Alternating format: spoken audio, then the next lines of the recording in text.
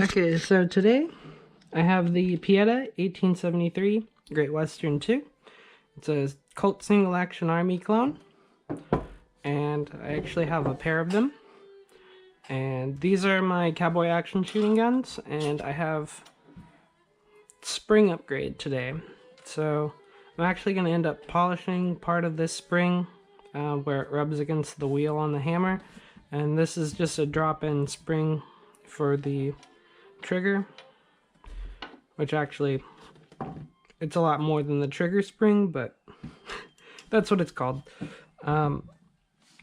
First you need to take off the grips with this grip screw, and then you'll move to the back side and underneath to take the rest of this back tang off.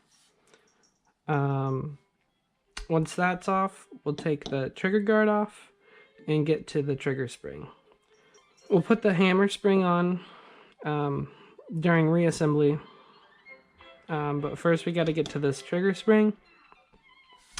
I'll be polishing some of my parts along the way. I'll probably cut most of that from the video, but it'll give you a rough idea as to what I'm doing to make these guns a little slicker. These are all unloaded,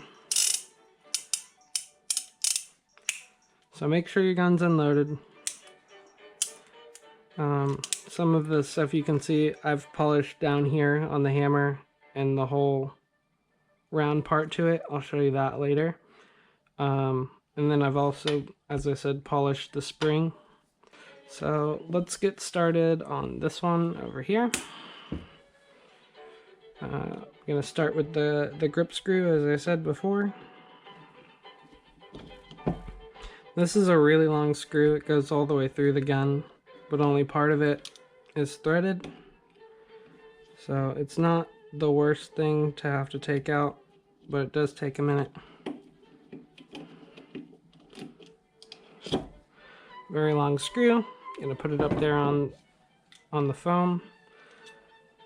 I'm gonna change bits on my screwdriver. Still a Phillips, just a little bit wider.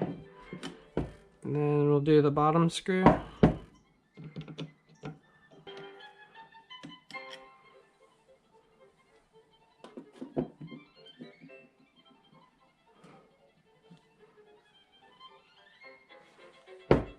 The back screws. Underneath this back strap tang, there is a small spring, and when you take these screws out, it could pop out. It's underneath this left side. And this is the first time this gun has been disassembled, but the other one has been disassembled and cleaned. So this one might be a little grimy. As I said before, I'll be polishing some of the parts as I go.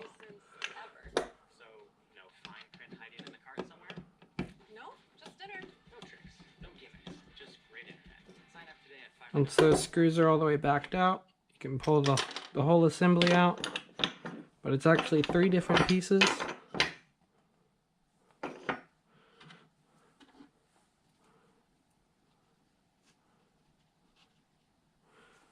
And I'm just kind of keeping my parts organized in a line here as to how I took them out. If you haven't taken apart a single action before, or single action army before, it's probably a good idea to keep your parts organized.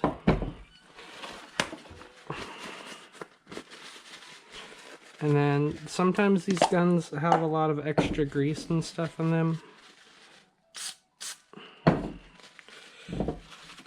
So I like to try and clean them up a little bit. I'm just using rim oil and a paper towel to kind of get some of this excess stuff off.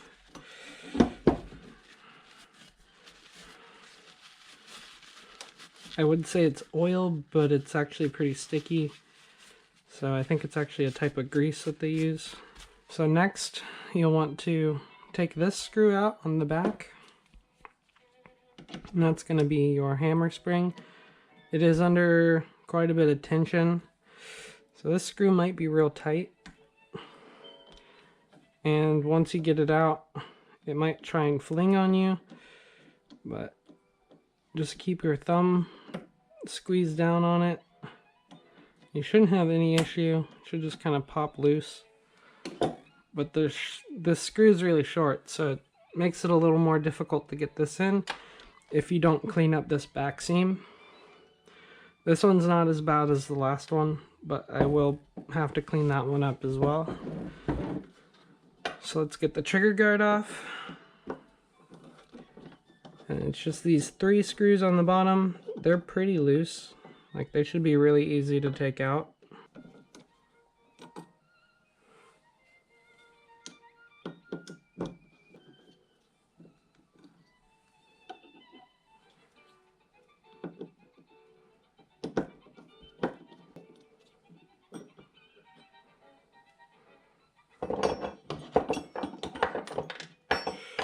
And remember, don't lose your screws. So parts I typically polish is like this little wheel, and then the pins that go through all of the different parts in here. I try to polish those up a bit too. So next is the retaining screw for the spring. I won't be putting the spring in just yet. I'll show you some of the other parts that I polish up on mine. Don't throw these parts out either, because if your new replacement parts end up breaking for whatever reason, you always have your stock parts.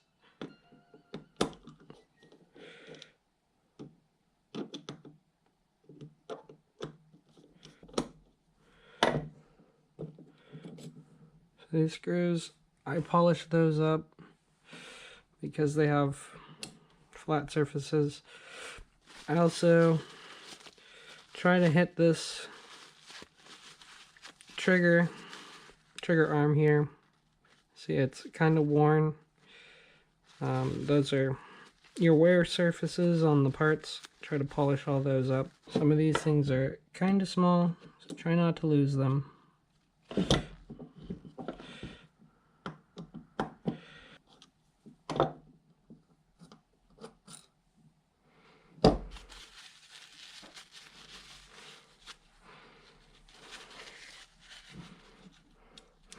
So that was the hammer screw that I just removed.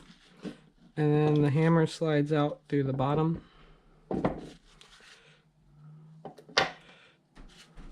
Clean all these pieces up real quick.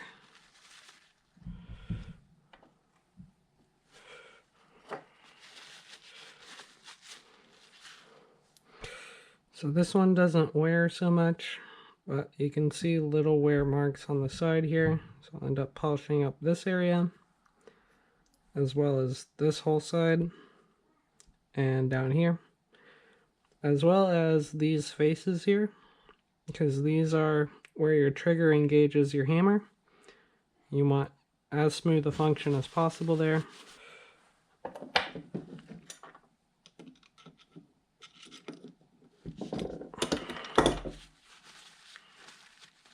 And I polish this bolt head, and right here on this side it's a little rough. That actually engages with this bump here, which I try not to do too much to those, because that's basically what dictates the timing and your revolver for the most part. And then with those out, that just spins freely. You can hear a little bit of chatter, but we're pretty much done with the main body for this video. Here's my original spring and the replacement. And these will be the parts that I will be doing some sort of polishing on right here. They're all really dirty.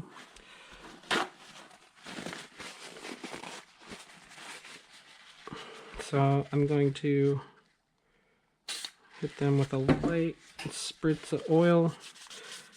Try and rub off any of the excess dirt.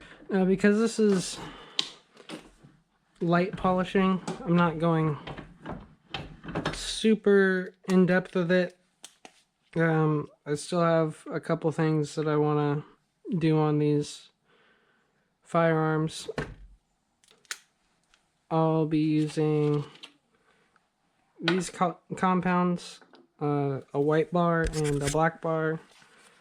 These are aluminum based compounds that are meant for polishing. And then I'll just start with the smallest ones and work my way up. For this, I do recommend using a grinding shield, as it tends to be somewhat messy. So for that reason, I won't be able to show you much polishing, but I will go over it in a second as to how I do that. For this, at least wear safety glasses, because these polishing wheels will fling your compound right back at your face if you're not careful. So I'm just using a little Dremel. I'm going to turn it on and just go over this all real lightly, not adding too much pressure.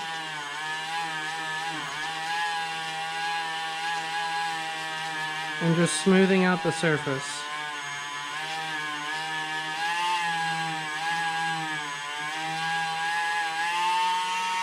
Kind of like that.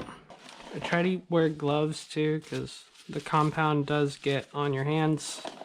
I will cut back when all of my parts are finished and continue with the reassembly. I just got done polishing all of the main trigger components and cleaning up the brass on the trigger guard.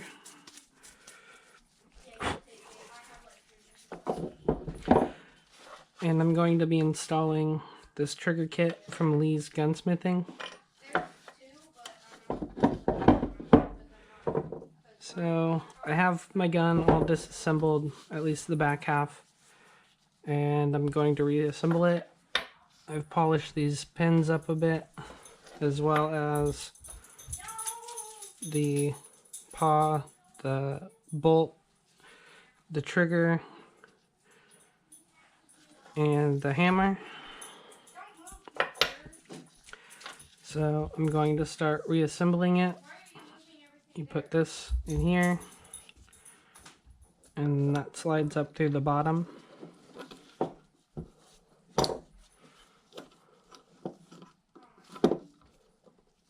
Like that. The large screw goes through the hole.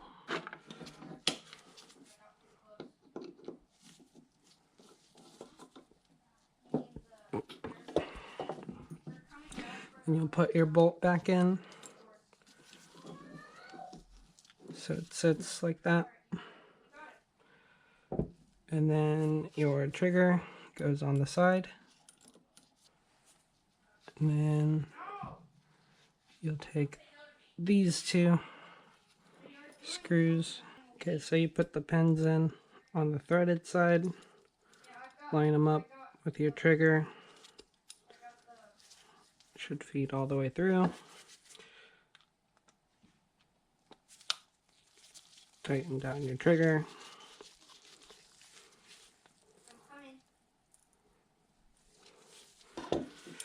That's tightened down.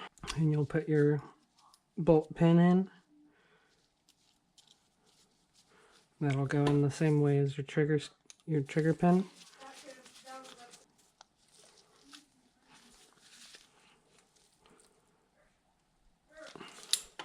Once you got all your main components in, you can put your trigger spring in.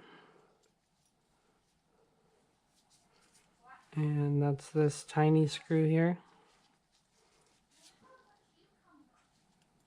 Oh my god. Yeah, it's the last one. I almost sunk it. We got it, we got it.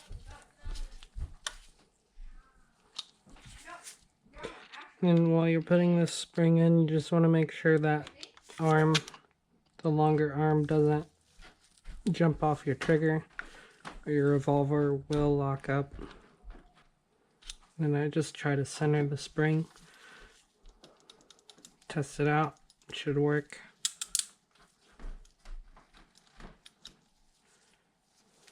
Okay, then we'll put the trigger guard back on. That goes on upside down and it's a little off from all the way forward. And there'll be 3 identical screws.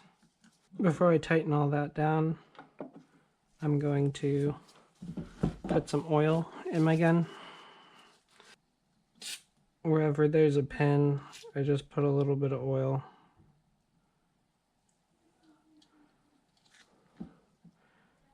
And this little wheel here. And then I always back my screws out until I hear it or feel it pop, and then start screwing it in, just so I don't mess up my threads. Once you have your trigger guard back on, you'll want to mount your hammer spring. And this can be kind of tricky, especially if you don't trim down the rough edges on the back. So what I typically do is take some channel locks and compress the spring.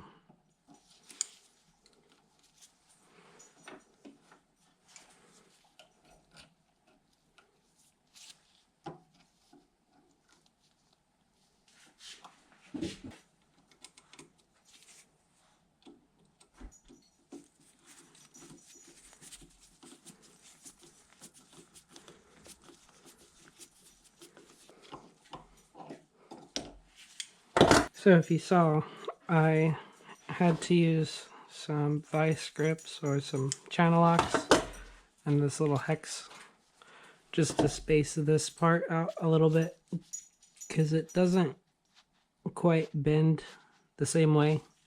It's similar, but in order for the spring to have tension, it doesn't form perfectly. Add another dab of oil here.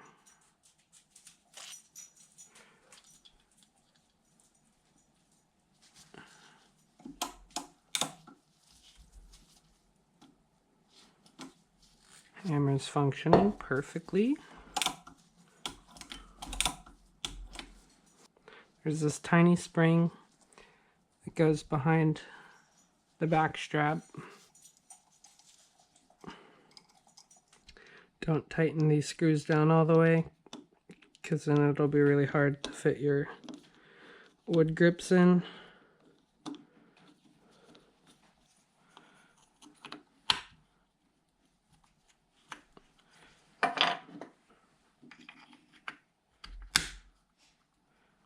Once your grips are on, get the shorter screw,